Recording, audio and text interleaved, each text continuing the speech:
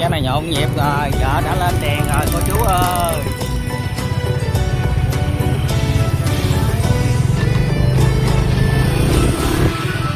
Khách mua bông anh nha.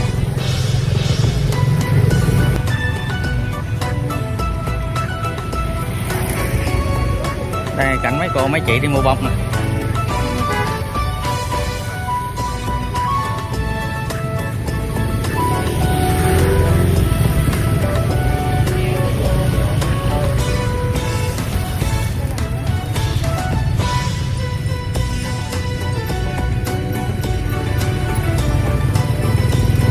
Mấy chị mua bông à? Mua bông hồng hả chú? Dạ. Chú mua bông hồng nè, bông hồng vàng nha, rất là đẹp luôn.